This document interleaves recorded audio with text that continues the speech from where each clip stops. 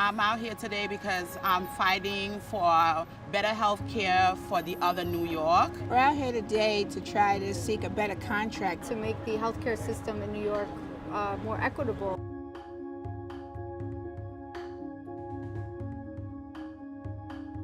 Without the public sector, you do not have the private sector.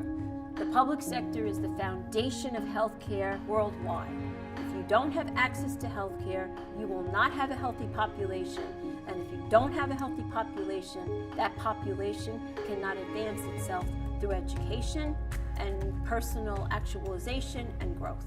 So, health, education, growth. I always knew I was to work in a public sector hospital. When I was a kid growing up, my mother had worked in a public sector hospital. Her and her friends would talk about how ambulances bypassed private sector hospital and would take this very sick patients to Queens General so that the morbidity and mortality was stuck on their records and also the cost. I also realized that a lot of these very sick patients got better, and subsequently that you needed the public sector to take care of everybody. City hospitals, other city agencies gives high quality patient care. The problem is that it's not marketed appropriately.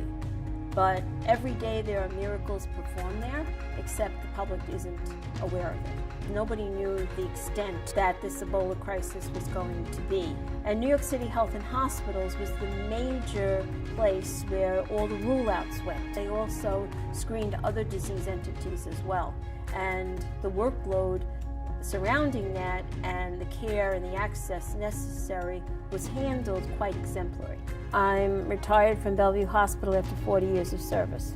I probably directly have trained, safe to say, thousands of nurses. We are here for healthcare justice, and we are going to get that justice. We stand together, we stand tall, we win them all.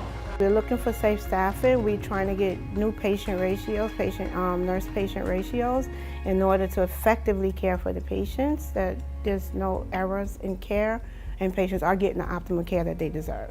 It's very important that we get a fair contract so we can retain our nurses, that we will have enough staff in the hospitals to safely care for the patients in the community, and making sure that they're getting the treatment and care that they need, not utilizing the emergency room, having follow-up care with primary care physicians and diagnostic tests. One of the biggest tools we do have going into negotiations is that we have a wonderful negotiating committee who is very well prepared to go to the table and be able to talk and get us a fair contract.